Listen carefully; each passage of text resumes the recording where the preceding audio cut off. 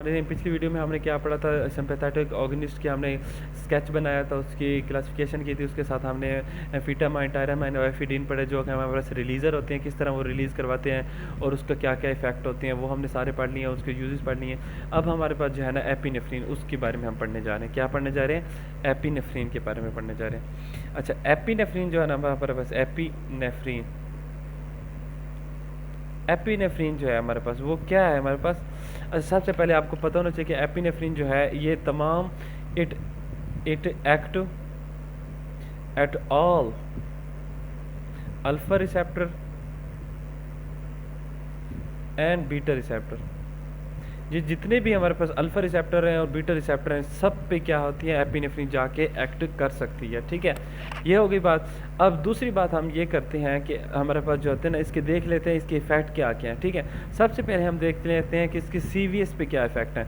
अब एपिनेफ्रीन पढ़ रहे हैं ना, उसका कार्डियोवैस्कुलर सिस्टम पे क्या इफेक्ट है। ठीक है, कार्डियोवैस्कुलर सिस्टम पे उसका इफेक्ट पढ़ने जा रहे हैं। एपिनेफ्रीन का आपने बहुत ध्यान से पढ़ना है, ये बहुत ज़्यादा इंपॉर्टेंट है। अब एपिनेफ्रीन के बारे में मैंने बताया कि ये तमाम अल्फा और बीटा रिसेप्टर पे जाके एक्ट करती है। तो अगर तो ये अल्फा 1 पे एक्ट करती है तो उससे क्या होगा?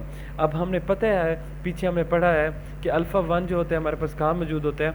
अल्फा 1 स्मूथ मसल आई और यूरेथ्रा में होता है। अगर तो अल्फा 1 में स्मूथ मसल पे जाके एक्ट करेगा, ठीक है, स्मूथ मसल पे एक्ट करेगा एपिनेफ्रीन, तो क्या होगा? आपको पता है अल्फा 1 में जब स्मूथ मसल पे एक्ट करते हैं तो हमारे पास क्या होता है? हमारे पास वैजो कंस्ट्रिक्शन होती है। और वैजो कंस्ट्रिक्शन की वजह से क्या होता है, जब आर्टरीज कंस्ट्रिक्ट कर जाती हैं तो हमारे पास क्या होता है, जो पेरिफेरल रेजिस्टेंस होती है, जो होती है टोटल पेरिफेरल रेजिस्टेंस, वो बढ़ जाती है। हमारे पास टोटल पेरिफेरल रेजिस्टेंस वो बढ़ जाती है, जिसकी वजह से हमारे पास क्या होता है कि जो सिस्टोलिक प्रेशर है, क्या है, सिस्टोलिक ब्लड प्रेशर है, वो क्या कर जाता है, इंक्रीज कर जाता है। समझ आ गई कि स्मूथ मसल ने वैसोकंस्ट्रिक्शन की, टोटल पेरिफेरल रेजिस्टेंस पाएगी, जिससे सिस्टोलिक ब्लड प्रेशर इंक्रीज हो जाएगा। ठीक है, अब दूसरा देखते हैं अल्फा 1 हमारे पास एक तो स्मूथ मसल में होते हैं, आई में भी होते हैं। देखिए आई में हमारे पास क्या काज करता है, अगर हम आई देखें तो आई में हमारे पास क्या होगा, मिड्रियासिस काज करेगा। क्या करेगा? मिड्रियासिस।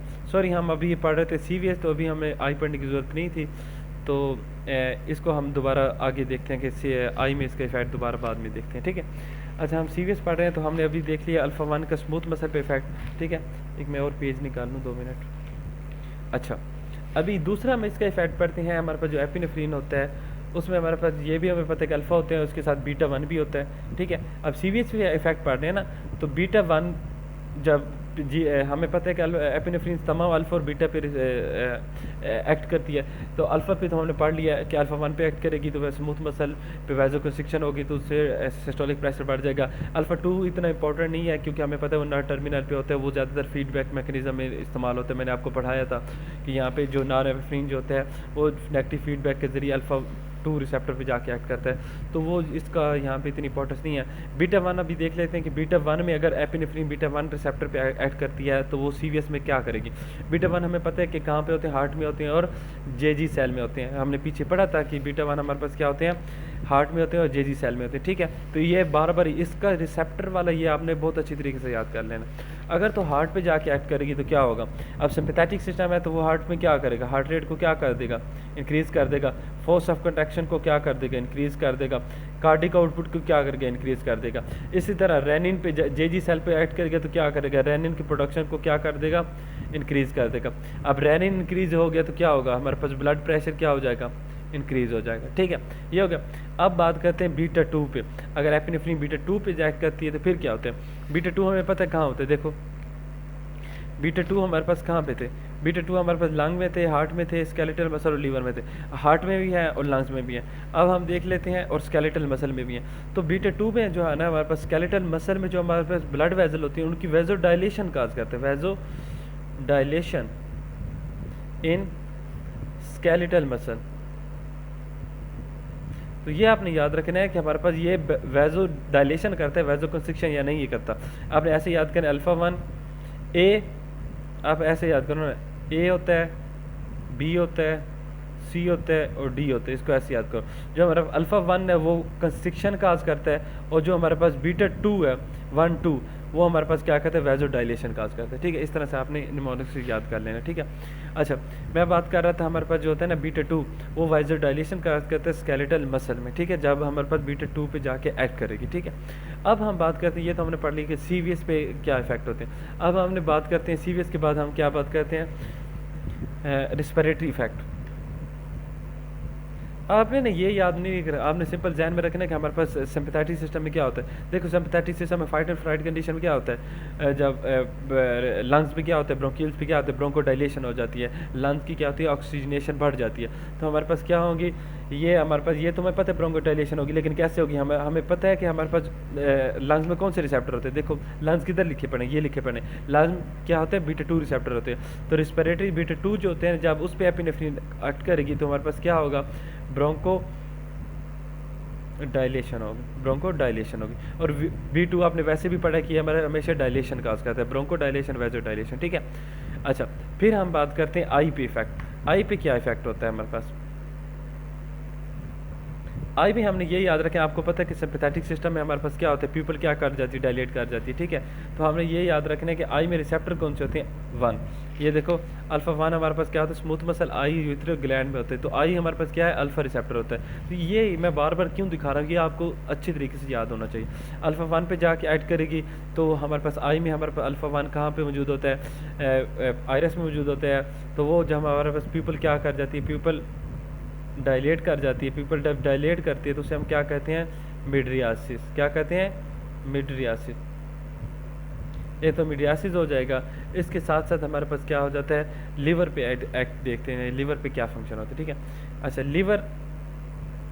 लीवर मैंने इधर आपको पढ़ाया था कि लीवर हमारे पास क्या होता है, lungs, heart, skeleton muscle, liver में क्या होता है, बीटा 2 होते हैं। तो बीटा 2 रिसेप्टर पे जाके एक्ट करेगी और लीवर में क्या करती है, हमारे पास लीवर में हम सिंपैथेटिक सिस्टम जब एक्टिव होता है तो क्या होता है, ग्लूकोज का लेवल कम होता है या ज़्यादा होता है, शाबाश ज़्यादा हो जाता है। तो क्या कहती है, ग्लूकोज के लेवल को ज़्यादा कहती है। ग्लूकोज का लेवल कैसे लीवर में ज़्यादा होगा, एक तो हमारे पास ग्लाइकोजन जो है वो ग्लूकोज में कन्वर्ट होगा और इसके साथ साथ हमारे पास नया जो है ना ग्लूकोज बनेगा। तो ग्लूकोज ज़्यादा करने के लिए क्या होता है, ग्लूकागोन की प्रोडक्शन बढ़ जाती है, ग्लूकागोन, और इंसुलिन जो होते हैं उसका लेवल कम हो जाता है।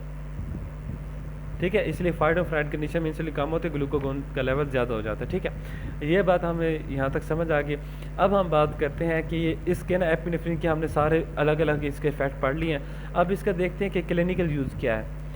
क्लिनिकल यूज़ क्या, बिल्कुल आसान है क्लिनिकल यूज़। अगर आपको सारे फंक्शन आते हैं तो आप क्लिनिकल यूज़ आराम से बता सकते हो। अब एक हमारे पास होता है एनाफिलैक्टिक शॉक, एनाफिलैक्टिक शॉक, उसमें ये यूज़ होता है। एनाफिलैक्टिक शॉक में क्यों यूज़ होता है, देखो एनाफिलैक्टिक शॉक वो होता है जिसमें हमारे पास क्या होता है कि बॉडी में वाइड स्प्रेड एक एलर्जिक रिएक्शन हो जाता है, जिसमें हमारे पास क्या होता है, ब्लड वेजल जो होती है डायलेट कर जाती है, ब्लड की पूलिंग हो जाती है, जिसकी वजह से हमारे पास वेनर स्टैन कम होगा, वेनर स्टैन कम होगा तो हमारे पास क्या होगा, कार्डिक आउटपुट कम होगी, सारे इफेक्ट होंगे। ठीक है, तो हम क्या देते हैं इसमें, एपिनेफ्रिन देते हैं। एपिनेफ्रिन क्या करती है, वैसोकंस्ट्रिक्शन काज करती है। तो एनाफिलैक्टिक शॉक को हम इस तरह ट्रीट कर सकते हैं। दूसरा जो हमारे पास कार्डिक अरेस्ट होता है, कार्डिक अरेस्ट होता है, कार्डिक अरेस्ट के पेशेंट, उसको हम दे सकते हैं। कार्डिक अरेस्ट में क्या होता है कि force of contraction, heart rate और ये हमारे पास कार्डिक आउटपुट कम हो जाती है। तो उसमें हम क्या देते हैं, अल्फा 1 जब देंगे, ठीक है, सॉरी जब हम ऐसे पेशेंट में एपिनेफ्रिन देंगे तो वो क्या करेगी, बीटा 1 पे जाके एक्ट करेगी और बीटा 2 पे। बीटा 1 में हमें पता है हार्ट पे रिसेप्टर मौजूद होते हैं, वो क्या करते हैं, force of contraction, heart rate और कार्डिक आउटपुट को इन्हेंस कर दे। इस तरह हम कार्डिक को हम क्या कर सकते हैं, अरेस्ट को ट्रीट कर सकते हैं। ठीक है, इसके अलावा हमें एक और चीज़ आपको पता होना चाहिए कि साइड इफेक्ट इसके क्या, क्लिनिकल यूजेस हो गए, साइड इफेक्ट की बात करते हैं।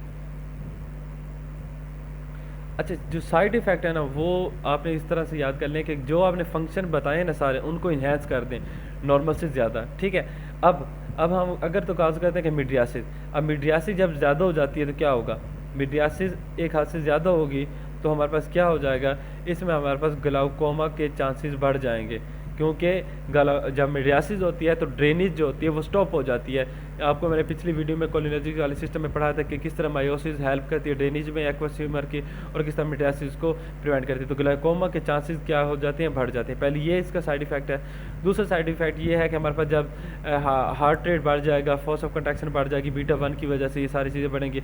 तो जब हार्ट रेट नॉर्मल से काफ़ी ज़्यादा बढ़ जाएगा तो उसे क्या कहते हैं, टैकीकार्डिया। तो टैकीकार्डिया की ज़्यादा चांसेस हो सकते हैं। इसके साथ साथ हमें ये भी पता है कि इसके साइड इफ़ेक्ट में पल्मोनरी एडीमा आ जाता है। पल्मोनरी एडीमा क्यों आ जाता है? क्योंकि हमारे पता है ब्रोंको डायलेशन आ सकता है। जब ब्रोंको डायलेशन नॉर्मल से ज़्यादा होगी तो क्या होगा? पल्मोनरी एडीमा के चांसेस बढ़ जाते हैं। ठीक है, ये सारे हमारे पास थी एपिनेफ्रीन की। अब बात करते हैं नार एपिनेफ्रीन की। किसकी बात करते हैं? नार एपिनेफ्रीन।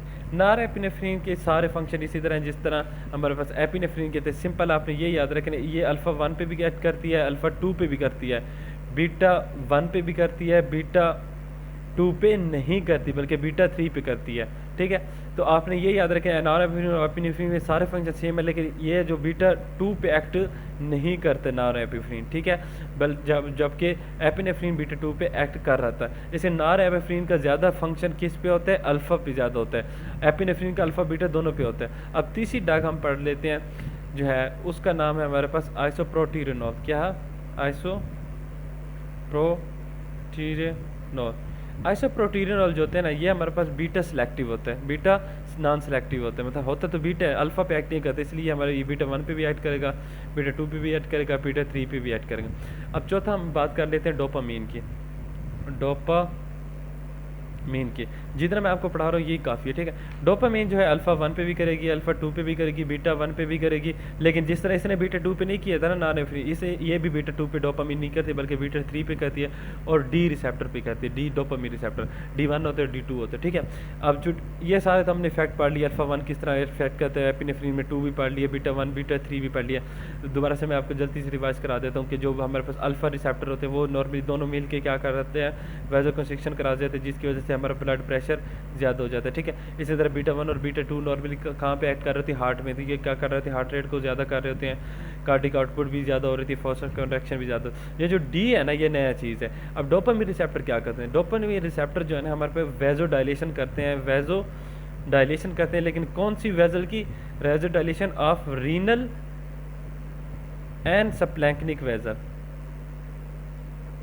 इसलिए हम इसे क्या कर देते हैं? रीनल फेलियर के पेशेंट में हम डोपामीन देते हैं। ठीक है, ये सारी चीज़ें होगी। अब हमारे पास जो है ना एक और मेडिसन आ जाता है जिसका नाम है हमारे पास फिनोल डोपा। क्या आ जाता है? Phenol dopa. ये जो फिनोल डोपा है ना, ये सिर्फ D1 पे एक्ट करता है। क्या करता है? सिर्फ D1 पे एक्ट करता है। ठीक है, ये हो गया। अब हमारे पास जो है ना यहाँ पे बात कर लेते हैं, ये सारा हमारे पास हो गया अल्फा रिसेप्टर बीटा पे। हमारे जो कैटाकोलामाइन थे वो सारे हमने पढ़ लिए। ठीक है, अब नॉन कैटाकोलामाइन में चले जाते हैं। ठीक है, कैटाकोलामाइन एक हमारे पास रहता है डोबीटामाइन। डोबीटामाइन हमारे पास कहाँ पे ऐड करता है? डोबीटामाइन जो होता है मैंने पहले भी आपको बता दिया था, यहाँ पे मैंने आपको आई थिंक पढ़ा दिया था। डोबीटामाइन का नाम मैंने लिखवाया था, ये देखें, बीटा 1 सिलेक्टिव है। डोबीटामाइन हमारे पास क्या है? बीटा 1 सिलेक्टिव है। तो डोबीटामाइन के हमारे पास क्या है? बीटा 1 सिलेक्टिव है। बस आपको इतना भी पता हो तो काफ़ी ज़्यादा है। ठीक है, अब बीटा 1 सिलेक्टिव है तो हमें पता है बीटा के फंक्शन क्या होते हैं। बीटा 1 सिलेक्ट के बीटा 1 कहाँ पे मौजूद होते हैं? शाबाश, हार्ट में मौजूद होते हैं और जेजी सेल में। ये देखो, बीटा 1 हार्ट में और जेजी सेल में। तो ये क्या करते हैं? हार्ट की एक्टिविटी ज़्यादा कर देगा, हार्ट रेट ज़्यादा हो जाएगा, अच्छा कार्डिक आउटपुट ज़्यादा हो जाएगा, फोर्स कंट्रैक्शन ज़्यादा होगी और ट्रेनिंग का लेवल भी ज़्यादा हो जाएगा। ठीक है, ये सारे हमारे पास हो गए। इसी तरह हमारे पास एक और बात कर लेते हैं अब फिनाइलएफ्रीन की।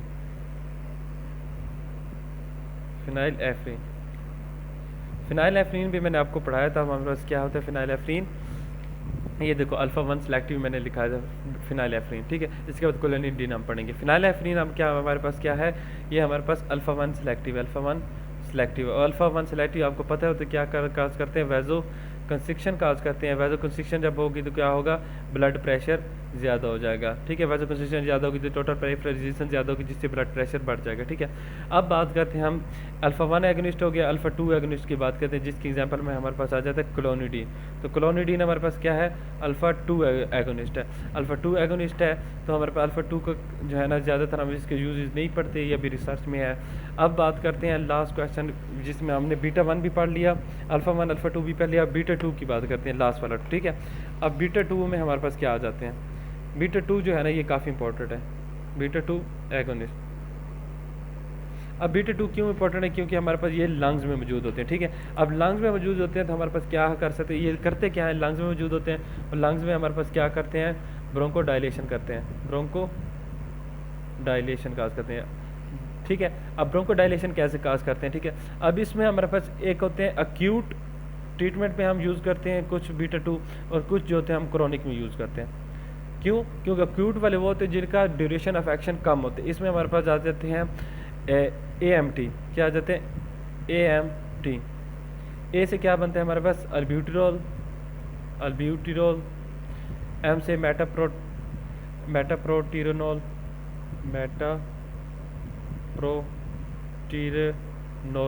और टी से बन जाता है हमारे पास टोरब्यूलानिन। ठीक है, ये हमारे पास आ जाती हैं। ये हमारे पास क्या कहते हैं, एक्यूट हमारे पास अस्थमा होगा या एक्यूट जो होगा कोई भी ब्रोंको कंस्ट्रिक्शन हुई थी उसको हम कैसे ट्रीट कर सकते हैं, ये ड्रग्स दे के। आपको क्रोनिक पेशेंट है, क्रोनिक ऑब्स्ट्रक्टिव हमारे पास कोई भी एक पल्मोनरी डिजीज़ है या हमारे पास क्रोनिक अस्थमा का पेशेंट है, उसमें हम क्या देते हैं, उसमें हम इसकी जगह हम देते हैं साल्मेट्रिरोल देते हैं, साल्मीटिरोल। और इसके साथ हम दे सकते हैं ओलूडेटिरोल दे सकते हैं। इसी तरह 2-3 और किताबें बुक में हमारे नाम लिखा हुआ है, वेलेंटिरोल दे सकते हैं, फॉर्मेटिरोल दे सकते हैं, इंडिकेटिरोल दे सकते हैं। ठीक है, बस आपने सिंपल इतना से याद करना है। ठीक है, और कोकेन के बारे में मैंने आपको पहले बता दी। कोकेन क्या है, हमारे पास रीअपटेक इनहिबिटर है। ठीक है, वो हमारे पास क्या कर रहे थे, यहाँ पे एक्ट कर रहे हैं और इसको इनहिबिट कर रहे थे रीअपटेक को। और जब रीअपटेक को इनहिबिट करेगा तो नॉरएफ्रिन के लेवल ज़्यादा हो जाएंगे तो हमारे क्या होते हैं, हाइपरटेंशन काज करेगा। ठीक है, अब इसमें कोकेन की है जो टॉक्सिसिटी में हाइपरटेंशन आ जाएगा। ठीक है, और इसके यूजेज में क्या आते हैं, हाइपोटेंशन के मरीज में देते हैं जब, या फिर शॉक के पेशेंट को। यहाँ हमारे पास एगोनिस्ट खत्म हो गया। इंशाल्लाह नेक्स्ट लेक्चर में हम एंटागोनिस्ट पढ़ेंगे। Thank you.